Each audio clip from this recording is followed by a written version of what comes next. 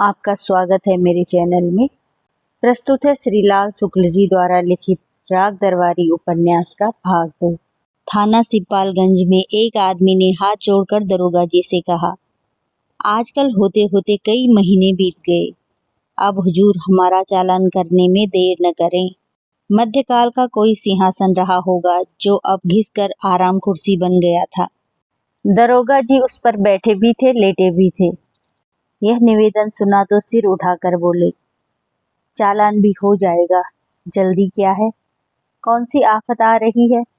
वह आदमी आराम कुर्सी के पास पड़े हुए एक प्रागैतिहासिक मोढ़ी पर बैठ गया और कहने लगा, मेरे लिए तो आफत ही है, आप चालान कर दें तो झंझट मिटे। दरोगा जी भुनभुनाते हुए किसी को गाली देने लगे। थोड़ी देर में उसका यह मतलब निकला कि काम के मारे नाक में दम है। इतना काम है कि अपराधों की जांच नहीं हो पाती, मुकदमों का चालान नहीं हो पाता, अदालतों में गवाही नहीं हो पाती। इतना काम है कि सारा काम ठप पड़ा है। मोढ़ा आराम कुर्सी के पास खिसक आया। उसने कहा, हुजूर, दुश्मनों ने कहना शुरू कर दिया है कि सिपालगंज में दिन दहाड़े जुआ होता है। कप्तान के पास एक गुमनाम शिकायत गई है। वैसे भी समझौता साल में एक बार चालान करने का है। इस साल का चालान होने में देर हो रही है। इसी वक्त हो जाए तो लोगों की शिकायत भी खत्म हो जाएगी। आराम कुर्सी ही नहीं, सभी कुछ मध्यकालीन था। तख्त, उसके ऊपर पड़ा हुआ दरी का चिथड़ा, कलमदान, सूखी हुई स्याही की दवातें, मुड़े हुए कोने वाले मटमैले रजिस्टर, सभी कुछ कई शताब्दी पुराने दिख रहे थे। यहाँ बैठकर अगर कोई चारों ओर निगाह दौड़ाता तो उसे मालूम होता वह इतिहास के किसी कोने में खड़ा है। अभी इस थाने के लिए फाउंटेन पेन नहीं बना था। उस दिशा में कुल इतनी तरक्की हुई थी कि कलम सरकंडे का नहीं था। यहाँ के लिए अभी टेलीफोन की इजाद नहीं हुई थी। हथियारों में कुछ प्राचीन राइफलें थी जो लगता था गदर के दिनों में इस्तेमाल हुई होंगी। वैसे सिपाहियों के साधारण प्रयोग के लिए बांस की लाठी थी, जिसके बारे में एक कवि ने बताया है कि वह नदी नाले पार करने में और झपटकर कुत्तों को मारने में उपयोगी साबित होती है। यहाँ के लिए अभी जीप का अस्तित्व नहीं था। उसका काम करने के लिए 2-3 चौकीदारों के प्यार की छांव में पलने वाले घोड़ा नाम की एक सवारी थी, जो शेरशाह के जमाने में भी हुआ करती थी। थाने के अंदर आते ही आदमी को लगता था कि उसे किसी ने उठाकर कई 100 साल पहले फेंक दिया है। अगर उसने अमेरिकी जासूसी उपन्यास पढ़े हों तो वह बिलबिलाकर देखना चाहता है कि उंगलियों का निशान देखने वाले शीशे, कैमरे, वायरलेस लगी हुई गाड़ियाँ, ये सब कहाँ हैं। बदले में उसे सिर्फ वह दिखता जिसका जिक्र ऊपर किया जा चुका है। साथ ही एक नंग धड़ंग लंगोट बंद आदमी दिखता जो सामने इमली के पेड़ के नीचे भंग घोट रहा होता। बाद में पता चलता कि वह अकेला आदमी 20 गांवों की सुरक्षा के लिए तैनात है और जिस हालात में जहां है वहां से उसी हालात में वह 20 गांवों में अपराध रोक सकता है। अपराध हो गया हो तो उसका पता लगा सकता है और अपराध न हुआ हो तो उसे करा सकता है। कैमरा, शीशा, कुत्ते, वायरलेस उसके लिए वर्जित हैं। इस तरह थाने का वातावरण बड़ा ही रमणीक और बीते दिनों के गौरव के अनुकूल था। जिन रोमांटिक कवियों को बीते दिनों की याद सताती है, उन्हें कुछ दिन रोके रखने के लिए यह थाना आदर्श स्थान था। जनता को दरोगा जी और थाने के 10-12 सिपाहियों से बड़ी बड़ी आशाएं थी। 250-300 गांवों के उस थाने में अगर 8 मील दूर किसी गांव में नकब लगे तो विश्वास किया जाता था कि इनमें से कोई न कोई उसे देख जरूर लेगा। 12 मील की दूरी पर अगर रात के वक्त डाका पड़े तो इनसे उम्मीद थी कि वे यहाँ डाकुओं से पहले ही पहुंच जाएंगे। इसी विश्वास पर किसी भी गांव में इक्का दुक्का बंदूकों को छोड़कर हथियार नहीं दिए गए थे। हथियार देने से डर था कि गांव में रहने वाले असभ्य और बर्बर आदमी बंदूकों का इस्तेमाल सीख जाएंगे, जिससे वे एक दूसरे की हत्या करने लगेंगे, खून की नदियां बहने लगेंगी। जहां तक डाकुओं से उनकी सुरक्षा का सवाल था, वह दरोगा जी और उनके 10-12 आदमियों की जादूगरी पर छोड़ दिया गया था। उनकी जादूगरी का सबसे बड़ा प्रदर्शन खून के मामलों में होने की आशा की जाती थी। क्योंकि समझा जाता था कि इन 300 गांवों में रहने वालों के मन में किसके लिए घृणा है, किससे दुश्मनी है, किसको कच्चा चबा जाने का उत्साह है। इसका वे पूरा पूरा ब्यौरा रखेंगे और पहले से ही कुछ ऐसी तरकीब करेंगे कि कोई किसी को मार न सके, और अगर कोई किसी को मार दे तो वे हवा की तरह मौके पर जाकर मारने वाले को पकड़ लेंगे, मरे हुए को कब्जे में कर लेंगे, उसके खून से तर मिट्टी को हांडी में भर लेंगे और उसके मरने का दृश्य देखने वालों को दिव्य दृष्टि देंगे, ताकि वे किसी भी अदालत में जो कुछ हुआ है उसका महाभारत के संजय की तरह आंखों देखा हाल बता सके। संक्षेप में दरोगा जी और उनके सिपाहियों को वहां पर मनुष्य नहीं बल्कि अलादीन के चिराग से निकलने वाले दैत्य समझकर रखा गया था। उन्हें इस तरह रखकर 1947 में अंग्रेज अपने देश चले गए थे, और उसके बाद ही धीरे धीरे लोगों पर यह राज खुलने लगा था कि ये लोग दैत्य नहीं हैं बल्कि मनुष्य हैं, और ऐसे मनुष्य हैं जो खुद दैत्य निकालने की उम्मीद में दिन रात अपना अपना चिराग घिसते रहते हैं। सिपालगंज के जुआरी संघ के मैनेजिंग डायरेक्टर के चले जाने पर दरोगा जी ने एक बार सिर उठाकर चारों ओर देखा। सब तरफ अमन था। इमली के पेड़ के नीचे भंग घोटने वाले लंगोट बंद सिपाही अब नजदीक रखे हुए एक शिवलिंग पर भंग चढ़ा रहा था। घोड़े के पुट्ठों पर एक चौकीदार खरहरा कर रहा था। हवालात में बैठा हुआ एक डकैत जोर जोर से हनुमान चालीसा पढ़ रहा था। बाहर फाटक पर ड्यूटी देने वाले सिपाही निश्चय ही रात को मुस्तैदी से जागने के लिए एक खंबे के सहारे टिककर सो रहा था। दरोगा जी ने ऊँघने के लिए पलक बंद करना चाहा, पर तभी उनको रूपन बाबू आते हुए दिखाई पड़े। वे भुनभुनाए कि पलक मारने की फुर्सत नहीं है। रूपन बाबू के आते ही वे कुर्सी से खड़े हो गए और विनम्रता सप्ताह बहुत पहले बीत जाने के बावजूद उन्होंने विनम्रता के साथ हाथ मिलाया। रूपन बाबू ने बैठते ही कहा, रामाधीन के यहाँ लाल स्याही से लिखी हुई एक चिट्ठी आई है। डाकुओं ने 5,000 रुपया मांगा है। लिखा है अमावस की रात को दक्षिण वाले टीले पर। दरोगा जी मुस्कुराकर बोले, यह तो साहब बड़ी जाती है।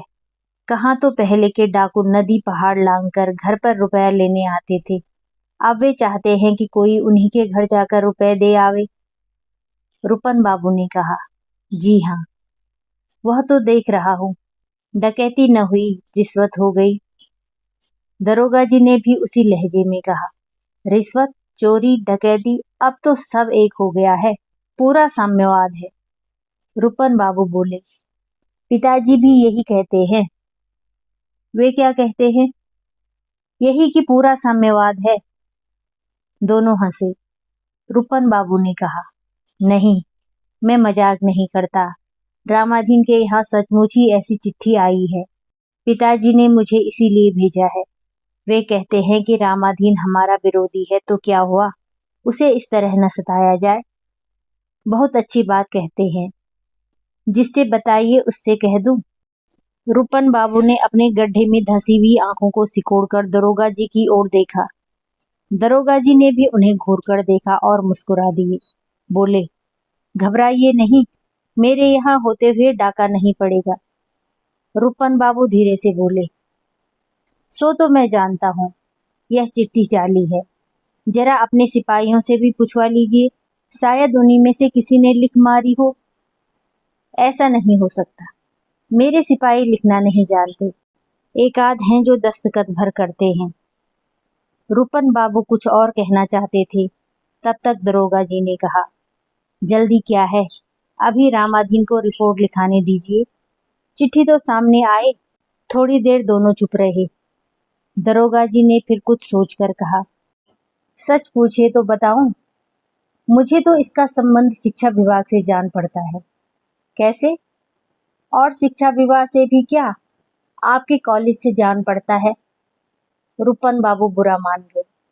आप तो मेरे कॉलेज के पीछे पड़ गए हैं। मुझे लगता है कि रामाधीन के घर पर यह चिट्ठी आपके कॉलेज के किसी लड़के ने भेजी है। आपका क्या ख्याल है? आप लोगों की निगाह में सारे जुर्म स्कूली लड़के ही करते हैं। रूपन बाबू ने फटकारते हुए कहा, अगर आपके सामने कोई आदमी जहर खाकर मर जाए तो आप उसे भी आत्महत्या न मानेंगे? यही कहेंगे कि इसे किसी विद्यार्थी ने जहर दिया है। आप ठीक कहते हैं रूपन बाबू, जरूरत पड़ी तो मैं ऐसा ही कहूँगा। मैं बख्तावर सिंह का चेला हूँ, शायद आप यह नहीं जानते। इसके बाद सरकारी नौकरों की बातचीत का वही अकेला मजमून खुल गया कि पहले के सरकारी नौकर कैसे होते थे और आज के कैसे हैं। बख्तावर सिंह की बात छिड़ गई। दरोगा बख्तावर सिंह एक दिन शाम के वक्त अकेले लौट रहे थे। उन्हें झगरू और मंगरू नाम के दो बदमाशों ने बाग में घेर कर पीट दिया। बात फैल गई, इसलिए उन्होंने थाने पर अपने पीटे जाने की रिपोर्ट दर्ज करा दी। दूसरे दिन दोनों बदमाशों ने जाकर उनके पैर पकड़ लिए। कहा, हुजूर माई बाप हैं, गुस्से में औलाद माँ बाप से नालायकी कर बैठे तो माफ किया जाता है। बख्तावर सिंह ने माँ बाप का कर्तव्य पूरा करके उन्हें माफ कर दिया। उन्होंने औलाद का कर्तव्य पूरा करके बख्तावर सिंह के बुढ़ापे के लिए अच्छा खासा इंतजाम कर दिया। बात आई गई हो गई, पर कप्तान ने इस पर ऐतराज किया कि तुम अपने ही मुकदमे की जांच कामयाबी से नहीं करा सके तो दूसरे को कैसे बचाएगा? अंधेरा ठाटो क्या हुआ? तुम किसी को पहचान नहीं पाया तो तुमको किसी पर शक करने से कौन रोक सकता? तब बख्तावर सिंह ने 3 आदमियों पर शक किया। उन तीनों की झगरू और मंगरू से पुश्तैनी दुश्मनी थी। उन पर मुकदमा चला। झगरू और मंगरू ने बख्तावर सिंह की ओर से गवाही दी, क्योंकि मारपीट के वक्त वे दोनों बाग में एक बड़े ही स्वाभाविक कारण से, यानी पाखाने की नीयत से आ गए थे। तीनों को सजा हुई। झगरू मंगरू के दुश्मनों का यह हाल देखकर इलाके के कई औलादे बख्तावर सिंह के पास आकर रोज प्रार्थना करने लगी कि माई बाप, इस बार हमें भी पीटने का मौका दिया जाए। पर बुढ़ापे का निबाह करने के लिए झगरू और मंगरू काफी थे। उन्होंने औलादे बढ़ाने से इनकार कर दिया। रुपन बाबू काफी देर तक हंसते रहे। दरोगा जी खुश होते रहे कि रुपन बाबू एक किस्से में ही खुश होकर हंसने लगे हैं। दूसरे की जरूरत नहीं पड़ी। दूसरा किस्सा किसी दूसरे लीडर को हंसाने के काम आएगा। हंसना बंद करके रुपन बाबू ने कहा, तो आप उन्हीं बख्तावर सिंह के चेले हैं? था, आजादी मिलने के पहले था, पर अब तो हमें जनता की सेवा करनी है, गरीबों का दुख दर्द बांटना है, नागरिकों के लिए। रुपन बाबू उनकी बाह छूकर बोले, छोड़िए, यहाँ मुझे और आपको छोड़कर तीसरा कोई भी सुनने वाला नहीं है। पर वे ठंडे नहीं पड़े, कहने लगे, मैं तो यही कहने जा रहा था कि मैं आज़ादी मिलने के पहले बख्तावर सिंह का चेला था, अब इस जमाने में आपके पिताजी का चेला हूँ। रुपन बाबू विनम्रता से बोले, यह तो आपकी कृपा है, वरना मेरे पिताजी किस लायक हैं। वे उठ खड़े हुए। सड़क की ओर देखते हुए उन्होंने कहा, लगता है रामादीन आ रहा है, मैं जाता हूँ। इस डकैती वाली चिट्ठी को जरा ठीक से देख लीजिएगा। रुपन बाबू 18 साल के थे। वे स्थानीय कॉलेज की 10वीं कक्षा में पढ़ते थे। पढ़ने से और खास तौर से 10वीं कक्षा में पढ़ने से उन्हें बहुत प्रेम था, इसलिए वे उसमें पिछले 3 साल से पढ़ रहे थे। रुपन बाबू स्थानीय नेता थे।